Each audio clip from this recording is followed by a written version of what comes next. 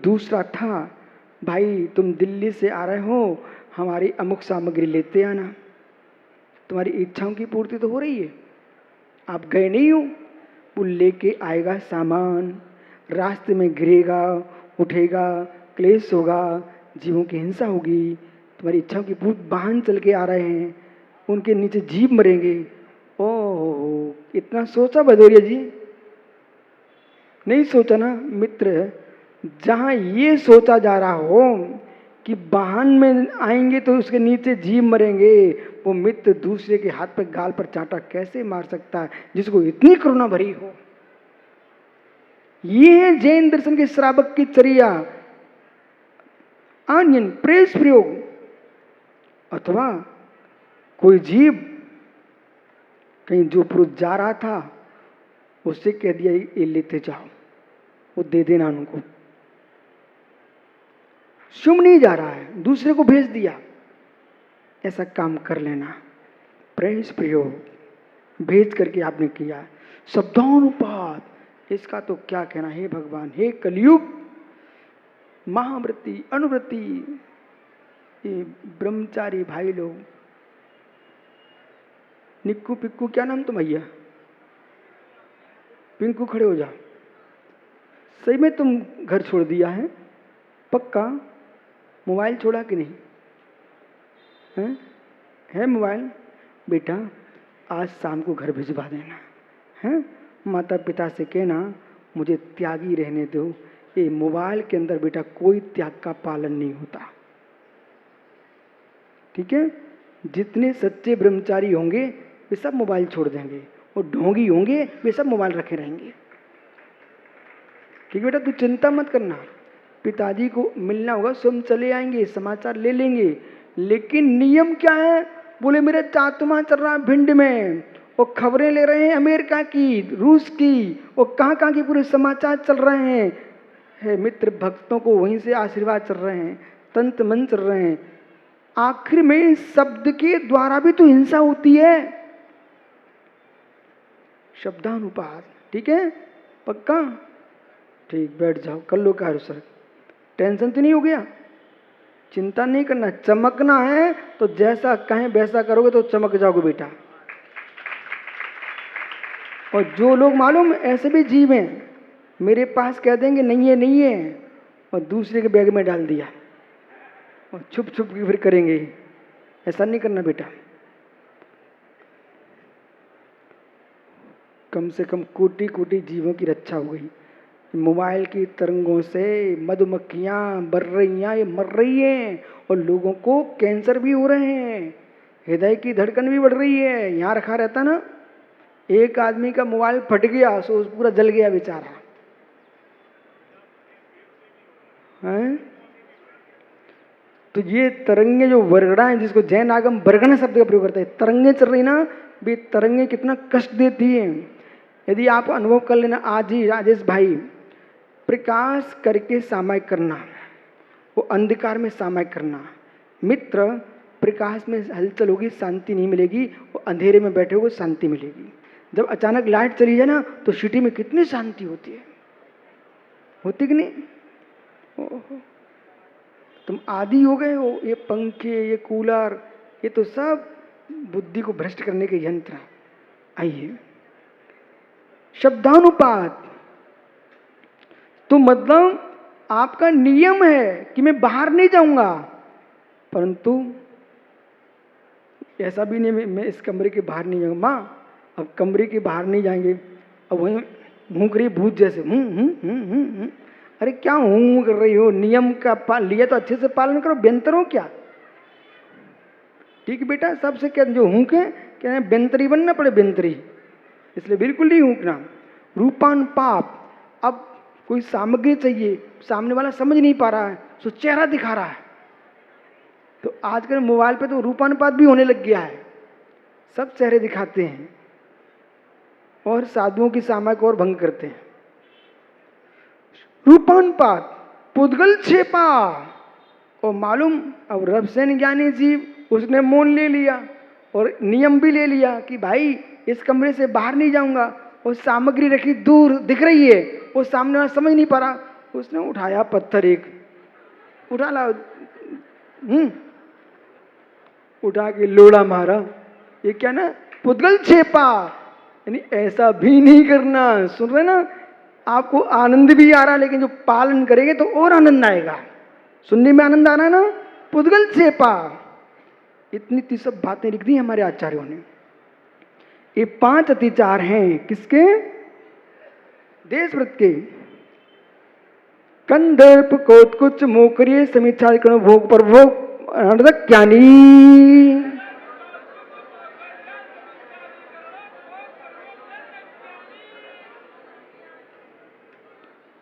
यानी 5 अतिचार ये अनर्थ दंड व्रत के हैं। बिना प्रयोजन कोई कार्य करना अनर्थ दंड है, और नहीं करना तो अनर्थ दंड व्रत है।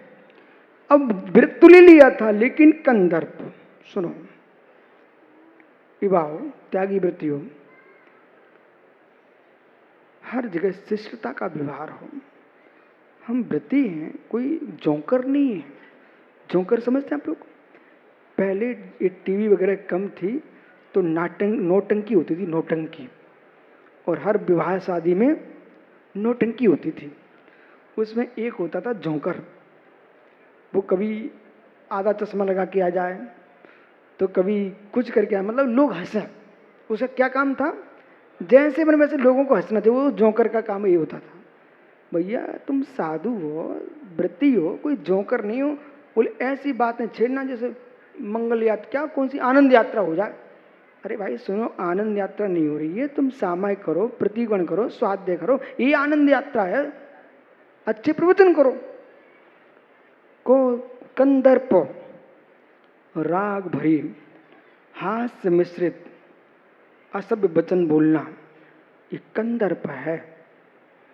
हंसी मजाक कर रहे हैं, खोटी भाषा का प्रयोग, ये सब व्यक्ति की राग में भाषा सम्मति का विनाश होता है, द्वेष में भाषा सम्मति का विनाश है। तू ऐसा तू वैसा, ये प्रीति के चक्कर में भाषा बिगड़ रही है।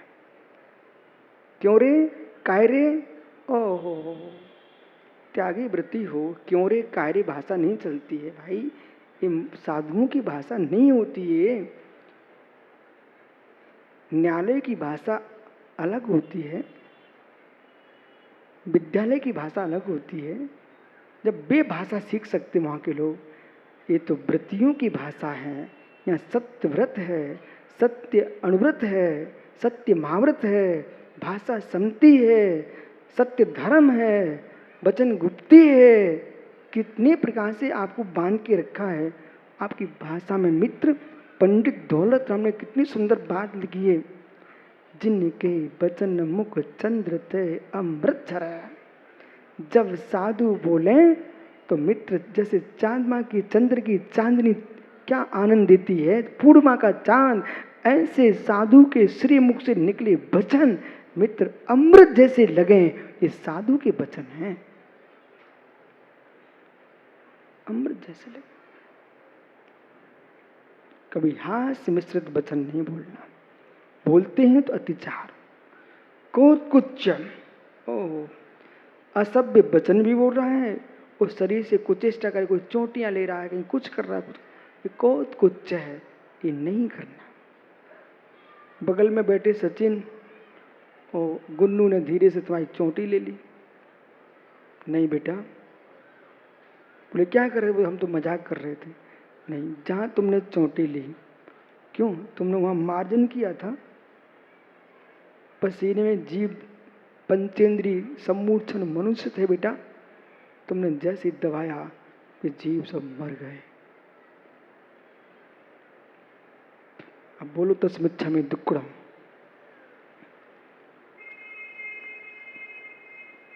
प्रतिकरण के बाद प्रतिज्ञान भी होता है, अब ऐसा नहीं करूंगा। समझ रहे हैं बेटा? देख लो, ये है आगम। अब एक ग्रंथ खोल के तुमको दिखाई नहीं जाएंगे और मात्र ये कहा जाएगा मित्र मैं शुद्धात्मा हूं। अरे भाई, मैंने शुद्धात्मा का कब विरोध किया? मैं तो ये कहता हूं तू त्रिकाली शुद्धात्मा है।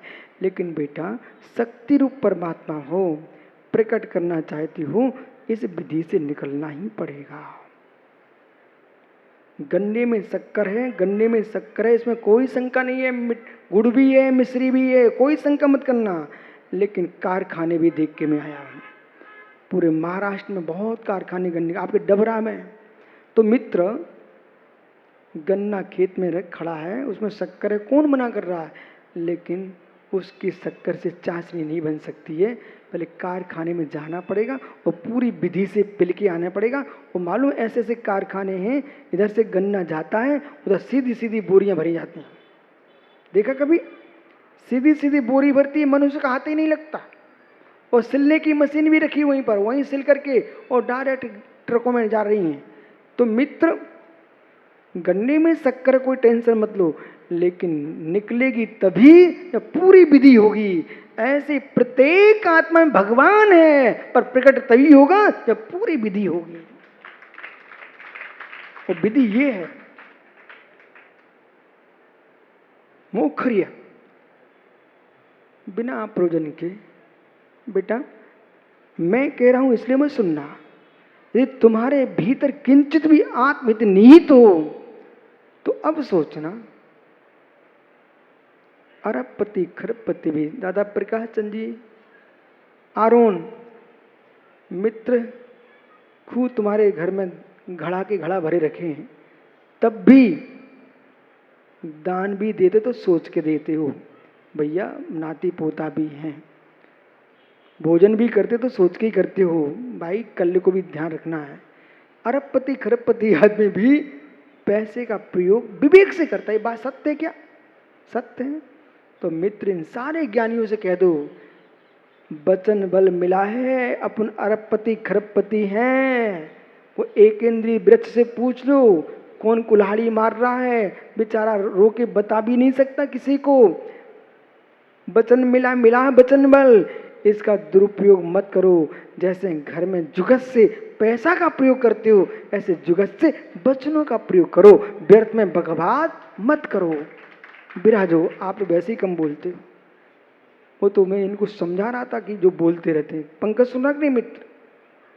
जुगत से बात करो, मोक्षर्य, व्यर्थ का भाषण मत करो। अस्मिच्छादिकरण, ओहो, लाज जाओ, धरत जाओ, मरत जाओ, लाज जाओ, धरत जाओ, मरत जाओ, मतलब लाते जाओ, रख दो तुम मर जाओ, बोले सब मेरे हो जाएगा। अरे ज्ञानी ऐसा मत कर। कितनी संपत्ति जोड़ेगा, कितनी संपत्ति जोड़ेगा? तो व्यर्थ में बिना मर्यादा के बाहर काम करना, मर्यादा के बाहर काम करना, अस्मिच्छादिकरण, और सामग्री को जोड़ता चला जा रहा है। यानी भोग वो परमाण, अर्थ क्या नहीं, भोग जो परमाण है, जो मर्यादा की थी, उस वस्तु की आवश्यकता नहीं है, तब भी रखता चला जाए, ये अनर्थ है। इस प्रकार से ये 5 अतिचार किसके? अनर्दन वृत्त के। योग दुष्प्रणिधानादार स्मृत्यानुपस्थानानि,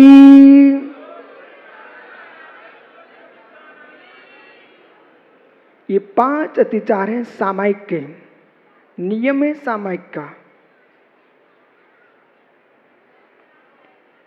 मन को स्थिर करना, वचन को स्थिर करना, शरीर को स्थिर करना। अब दिग्बंधना कर लिए,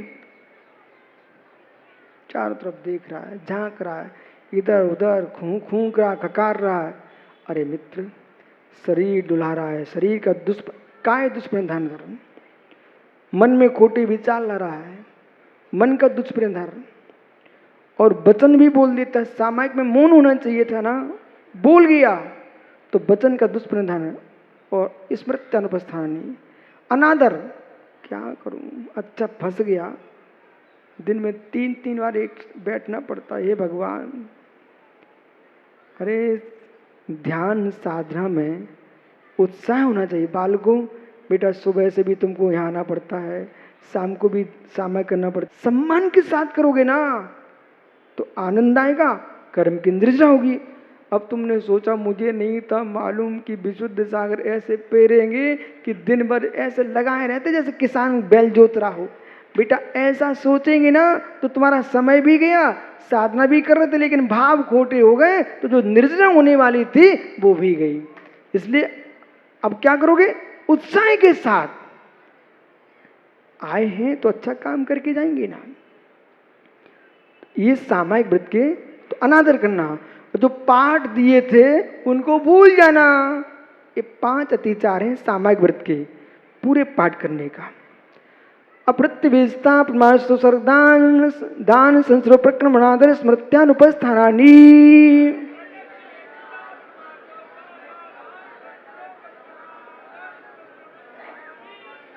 5 अतिचार पुरुषोत्तवास व्रत के हैं। अब किसी ने अष्टमी था, चतुर्दशी था, उसने उपवास कर लिया बेचारे ने, अब पेट में चूहे लूट रहे हैं, भूखा है, उठते बैठते बन नहीं रहा है। अब क्या कर रहा है? बिना देखे बिना मार्जन की भूमि में उत्सर्ग वस्तु को रख देना, मलमूत्र का क्षेपण कर देना, ये अतिचार है। और बिना देखे बिना मार्जन किए वस्तु को ग्रहण कर लेना, ये अतिचार है। क्योंकि भूखे पेट में आदमी को ज़्यादा थकान होती ना। संसर्प क्रम, आपके ओढ़ने के बिछाने के जो वस्त्र थे, चटाइयाँ थीं, खड़े खड़े पटक दिया, खड़े खड़े उठा लिया, नहीं, उनको जमीन देख करके रखना था और देख करके उठाना था। अनादर। अब कोई भी क्रिया कर रहा है इसलिए ध्यान दो, उपवास करना चाहिए, बहुत अच्छी साधना है, लेकिन आपके शेष जो व्रत हैं उनका पालन साथ में बढ़ना चाहिए। उपवास का मतलब है जो भोजन का समय हमारा जा रहा था उस समय को बचा करके साधना में जाना चाहिए था। अब माँ उपवास किया आपने और जितने कपड़े फटे पुराने रखे थे वो धोने बैठ गई। हे माँ तुमने क्या किया? बोले आज उपवास है, काम निपटा लो, आज उपवास है, बढ़िया सो लो, फिर कभी सुन लो सोने को मिलता। अरे वो उपवास का जो समय भोजन का था वो सोने के लिए नहीं था, आपको स्वाध्याय करने के लिए था। उपवास के दिन धर्म ध्यान में रहना चाहिए था, रात्रि जागरण और करना चाहिए था। और पूरी रात्रि जग करके, पर ऐसे ही रात्रि जागरण नहीं करना। विशाल बोले बड़े विचित्र लोग होते, बोले मूंगफली खरीद लाओ, बोले रात्रि जागरण करना ना, रात्रि में चबाते रहना, जगते रहना। ऐसा रात्रि जागरण नहीं करेंगे, मूंगफली खरीद लाओ। रात्रि जागरण करना, जिनवाणी लेके बैठ जाओ और रात्रि भर पढ़ो, भजन गाओ, कीर्तन करो, प्रभु के गुणगान करो, ध्यान करो, ऐसे रात्रि जागरण किया जाता है।